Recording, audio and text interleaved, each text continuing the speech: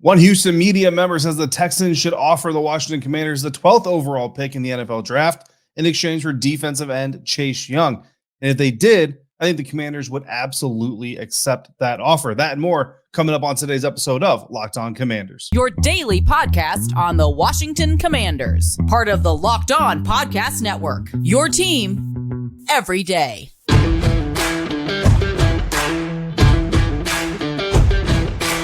Welcome in, Commanders fans of the Locked On Commanders podcast, part of the Locked On Podcast Network, your team every day. This is your daily podcast covering the Washington Commanders. Please subscribe or follow for free on YouTube or wherever you listen to podcasts so you always get the latest episodes as soon as they drop. I'm David Harrison, credential member of the media covering your Washington Commanders for Commander Country, a part of Sports Illustrated's Fan Nation. You can find me there, here, or on Twitter at dharrison82, or you can text me anytime at 202-760-2644.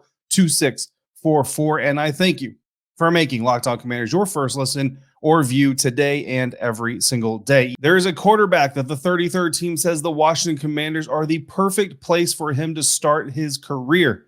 We're going to get to that, and we're going to have a mock draft Monday trade edition thanks to ESPN Houston's Cody Stoot, and that's where we're going to start. Cody Stoot of ESPN Houston recently on his radio show said, quote, "If I was Nick Caserio, I'd call Washington and I'd see if they do the 12th overall pick for Chase Young." Now, Chase Young has had some injury concerns, but when playing, he's dynamic, freak athlete. D'Amico Ryans coached some guys in San Francisco that had some trouble staying on the field, and when they finally stayed on the field, they were monsters. Eric Armstead is one that comes to mind. So to me, I'd call about Chase Young. Stoot says that Houston would then pick up Chase Young's fifth-year option and then see if he can be healthy, see if he can produce under Ryans before ultimately agreeing to a long-term deal. Now, here's what the trade looks like. I'll put it up here on the screen. ESPN Houston's trade proposal. Again, the Commanders get the number 12 overall pick in the 2023 NFL Draft,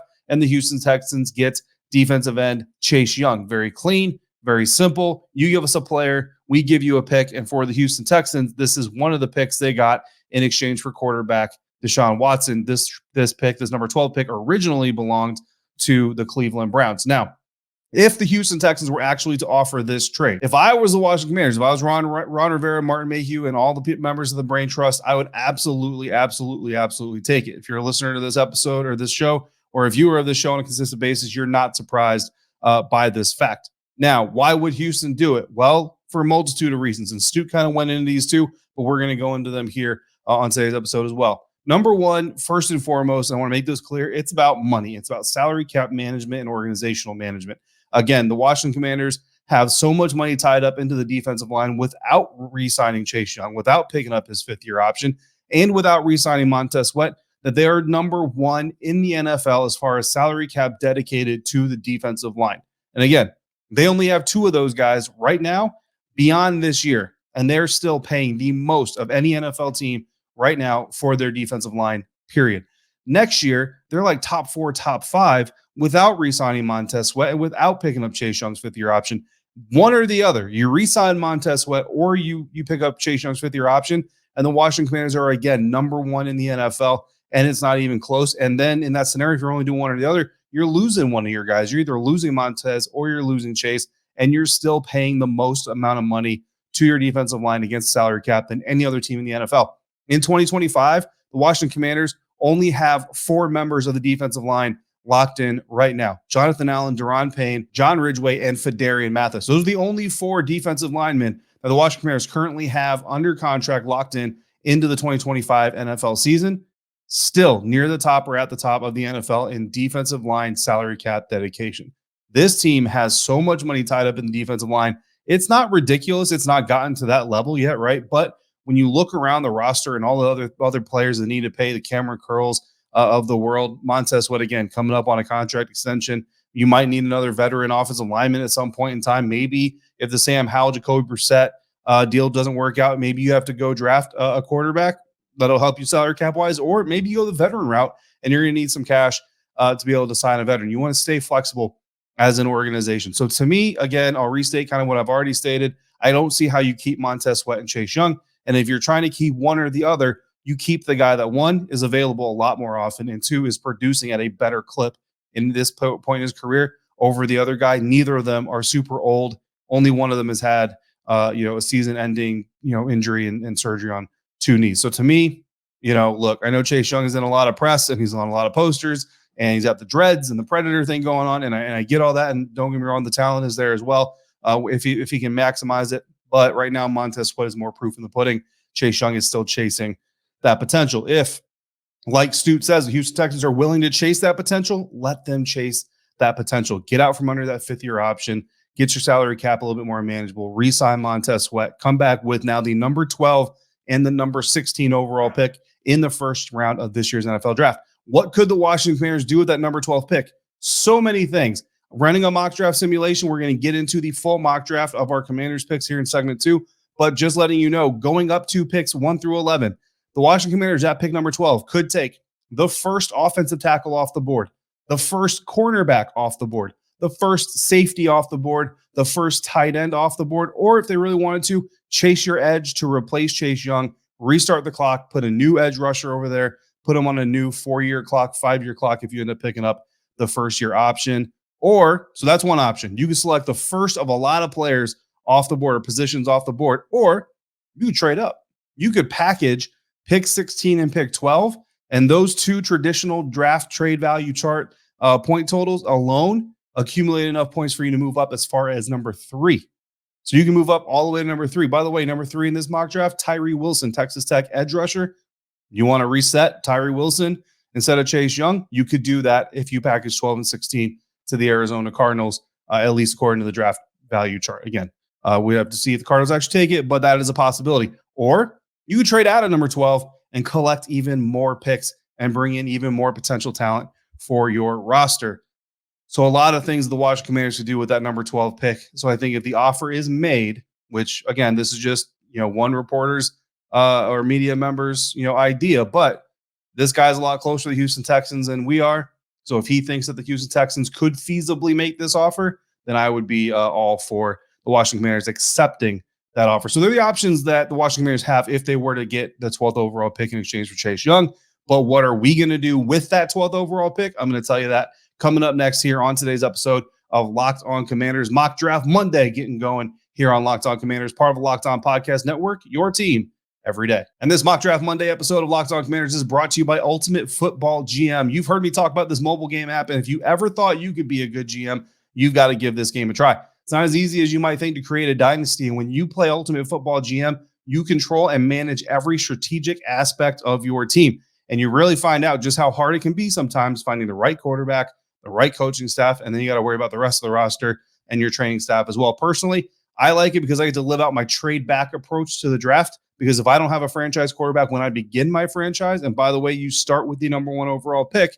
So if I don't have a franchise quarterback and there's not one available at the top of the draft, I trade back, I amass more picks, I get better players around that quarterback position, and I install my quarterback of the future later. Not only that, but it fits into my lifestyle. One of my children currently works at a place where when I go to pick her up, there is 0 cell phone service out there, but it's okay because I can fire up Ultimate Football GM. Doesn't matter if you've got Wi-Fi, 5G, LTE, nothing. You can still play Ultimate Football GM, so I enjoy doing that while I'm waiting on my kid to get out of work. Even better, Locked On Commanders listeners, you get a 100% free boost to your franchise when you use the promo code Locked On in all caps in the game store. That's promo code Locked On, all caps in the game store, so make sure you check it out today. To download the game, just visit ultimate-gm.com or look it up in your app store. That's ultimate-gm.com. Ultimate Football GM. Start your dynasty today.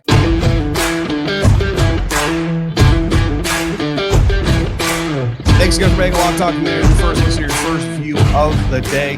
And thanks to ESPN Houston's Cody Stoot in segment 1, we traded Commanders defensive end Chase Young to the Houston Texans for the number 12 overall pick. And now we are on the clock for this mock draft. For this mock draft Monday, we did use Pro Football Focus's mock draft simulator, executed that trade. Look, we had to force the trade. I don't know how PFF values players and all that stuff. There was no draft capital exchange from Washington.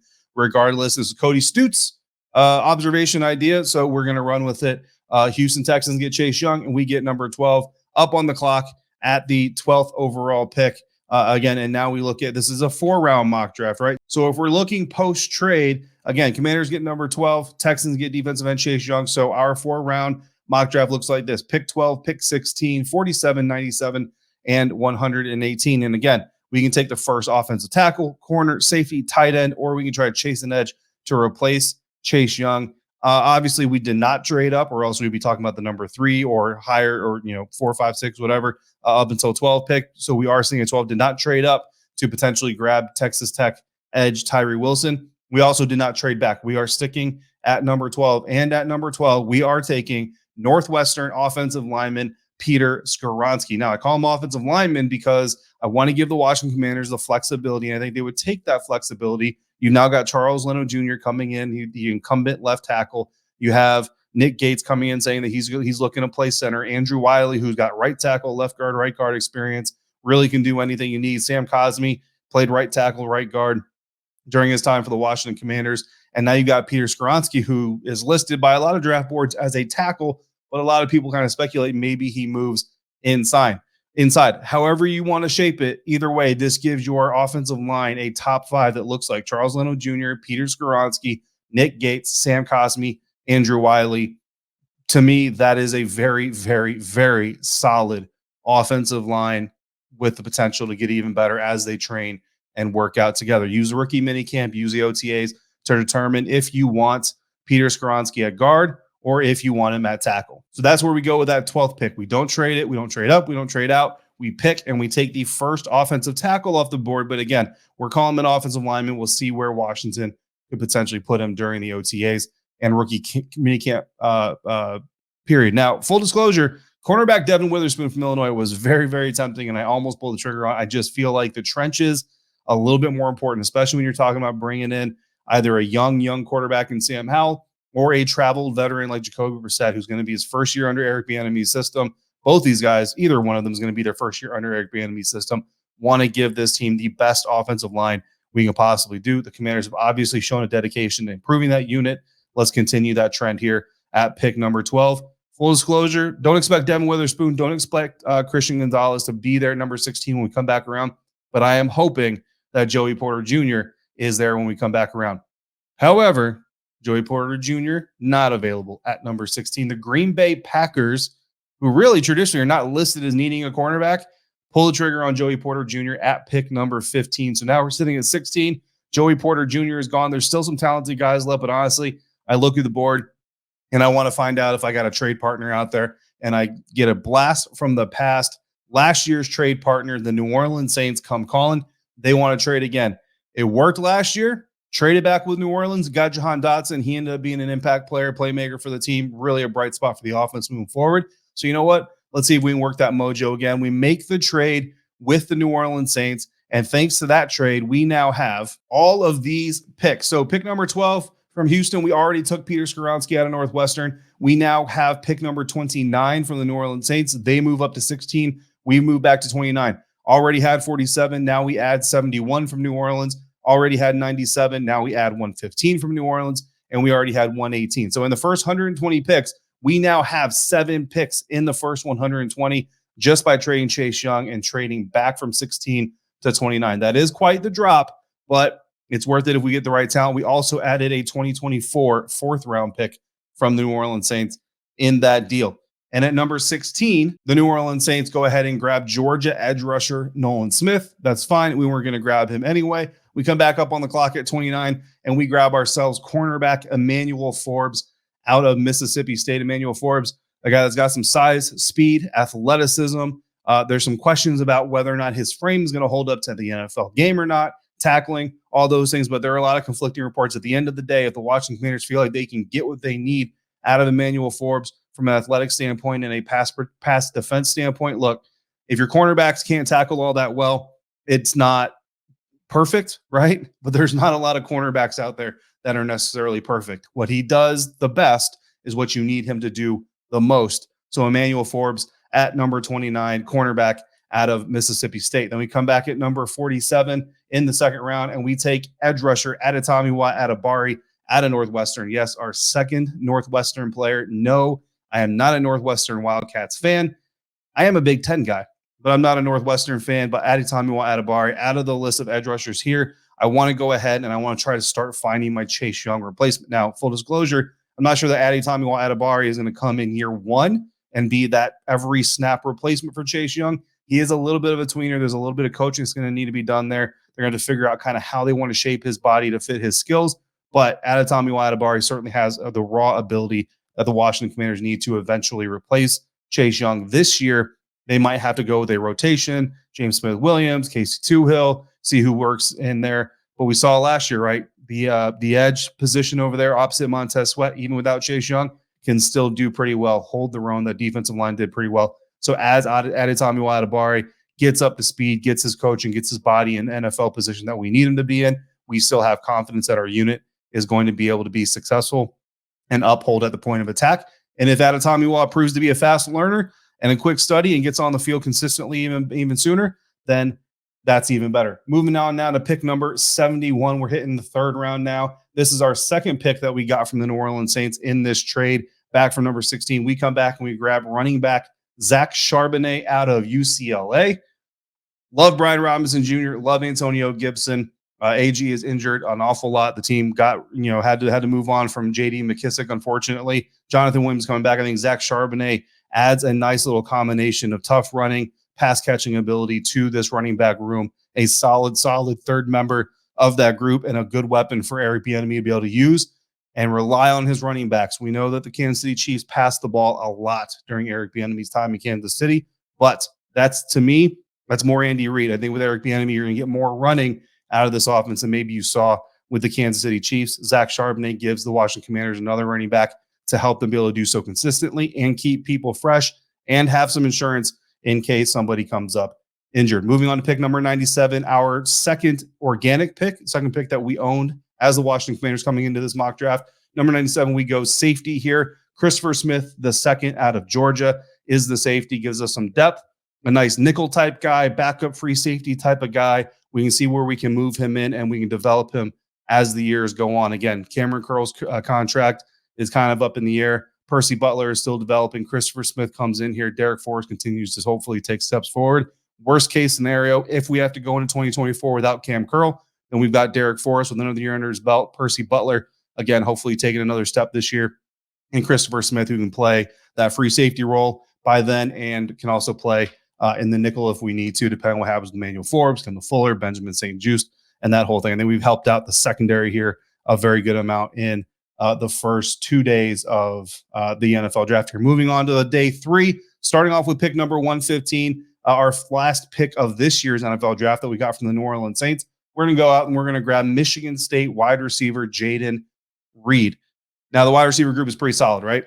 Terry McLaurin at the top, Curtis Samuel and Jahan Dotson. I think this year we see Jahan Dotson kind of become that number 2 guy fully. Curtis Samuel, not so much a number 3, but more so kind of that Swiss Army knife type of guy that we all know and love him to be. And then De'Ami Brown comes back, hopefully can take another step working with his buddy Sam Howell, working in an Eric Bieniemy offense. But Jayden Reed gives us a 4th or 5th receiver, depending on how well he acclimates to the NFL game. But more importantly, gives us somebody to compete for the return job.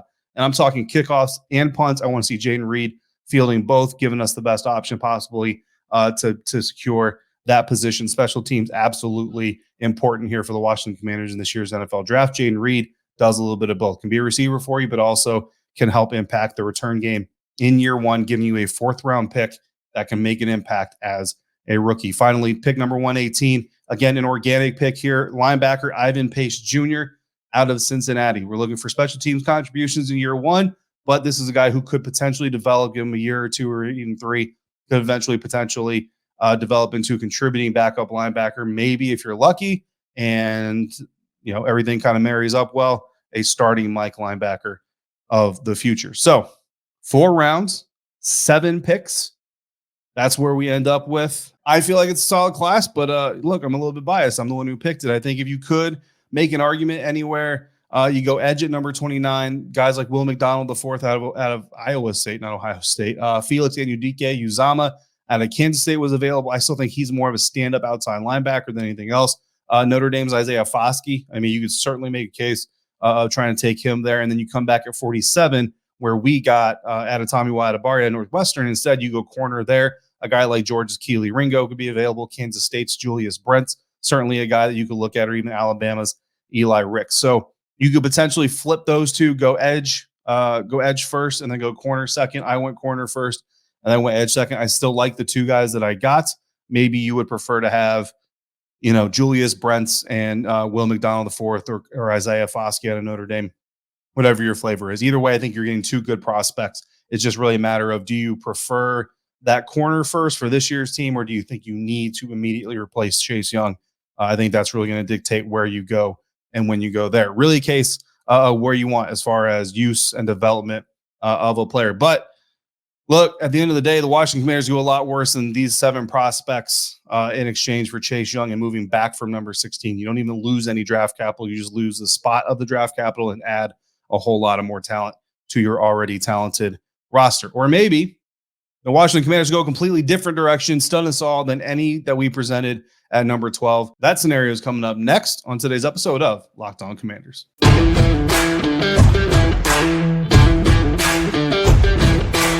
Stood pat at number 12 and picked Northwestern offensive line Peter Skoronski to continue trying to plug a 2022 hole that was sometimes 4 or 5 guys wide, to be quite honest with you, the offensive line. But if Washington went a different direction with a prospect who fits best with the Commanders, so flipping the view from the Commanders' biggest needs to the players that fit best with the Commanders, even if he doesn't fill the biggest need, they could target Florida Gators quarterback Anthony Richardson, and that is according to the 33rd team. Now, look, we're going to get to the quote here in a second, but Anthony Richardson's draft stock has been rising steadily during the offseason. As a matter of fact, it's a little bit surprising to most people, but I actually spoke to a scout for an NFL team down in Mobile, Alabama during the Senior Bowl this year, who mentioned that he wanted his team to strongly consider selecting Anthony Richardson with their first-round pick. Now, I'm not going to say what team that he came from, but it was a top 10, is a top 10 pick in this year's NFL draft. And then not very long after that, you kind of started seeing the waves of Anthony Richardson's draft stock starting to rise. In our mock draft that we ran with PFF's mock draft simulator, he went number 2 to the Houston Texans. I don't really think that's going to happen. I think Bryce Young, CJ Stroud are your first and your second quarterbacks off the board. I think CJ Stroud goes to the Carolina Panthers. I think Bryce Young goes to the Houston Texans at number 2. So in theory, if you're sitting at 12 now, right, you make that trade with Houston Texans, you trade Chase Young, you get number 12, you potentially could package 12 and 16 up to number 3, and that would guarantee that if you're Washington, you could get Anthony Richardson if you really want him. Indianapolis is really the next team. So you have the Cardinals, and then you have the Indianapolis Colts coming back up at number 4. I think given the history of Jim Irsay and kind of what this team likes to do, I think Will Levis is probably more Indianapolis's style and taste. So I think they go more of a Will Levis role, which means you could potentially talk about moving up to the 5th pick, which is going to save you a little bit of draft capital at the end, at least top-end draft capital at the end, if the Seahawks aren't going to take him themselves. I've seen Anthony Richardson mocked to the Seattle Seahawks several times. So if the Seahawks want him at 5, you absolutely have to jump to 3 because the Colts are not moving out of 4. They want a quarterback. So perhaps you can get away with keeping your first-round pick, your own 16th overall first-round pick, maybe not, depending on what it is to move up. But the reason we've been talking about this is because Paul Burmeister of 33rd Team wrote a column for 33rdteam.com saying that the Washington Commanders are actually the perfect place for Anthony Richardson to land in the NFL draft. And here's what he had to say, quote, regarding Richardson's best fit, not his draft position, I'm looking outside the top 10. Richardson didn't perform like an all-conference quarterback, let alone a top 10 draft pick. That's where the Cam Newton comparisons don't align and lack regard for how good Newton was. Starting Richardson this fall is not a good idea. Ideally, he'd go to a place where a veteran is ready to handle the job for a season or two before handing the team off. Burmeister goes on to talk about the fact that Jacoby Brissett is in the quarterback room, can help Anthony Richardson develop, learn the game more, and if Jacoby wins the starting quarterback job, then you give him the reins for a year or two while Richardson develops, and in year 3, potentially, you pull the trigger on putting Anthony Richardson in there, and maybe you have yourself an electric quarterback with a lot of athleticism, but a lot of tools, but still a lot to work on to stay in the NFL. But learning from a guy like Brissett, who obviously has staying power in the National Football League, would be incredibly valuable for Richardson. But what about Sam Howell? Well, to Burmeister, drafting Sam Howell in the 5th round, while it's encouraging and enticing to see him do what he did last season, especially against the Dallas Cowboys, sure, you're going to give him your opportunity, but using a 5th round draft pick on a quarterback does not necessarily preclude a team from pulling the trigger on drafting another one early in the next year's NFL draft. For the Washington Commanders, you'd be looking at this as basically a way of taking 2 bites at the apple. You got Jacoby Brissett, who maybe he proves to be stable enough and worthy enough of holding you down for 2 years, 3 years, whatever it's going to take. You got Sam Howell, a young guy that you spent a 5th-round draft pick on, who's shown some promise. You have some belief in him. See if he can come in and be your franchise quarterback, or you take the gamble on the dark horse, who Anthony Richardson is either going to be a super talented, super athletic type of quarterback, or he's probably going to be a bust. But either way, you're kind of getting the opportunity to go down each path and see where it really takes you. So it's an interesting idea. And again, Burmeister really saying Anthony Richardson, the best place for him to go would be Washington. Also points out Eric Bieniemy's experience with Patrick Mahomes, not the quarterback's coach when Pat came in, but the offensive coordinator throughout that entire tenure. Again, all the questions have come out. How much did EB really have to do with that offense in Kansas City? Regardless of how much it was, he was there to at least see the development of Patrick Mahomes, and you kind of follow that same path. Patrick Mahomes sat behind Alex Smith. Alex Smith moved on.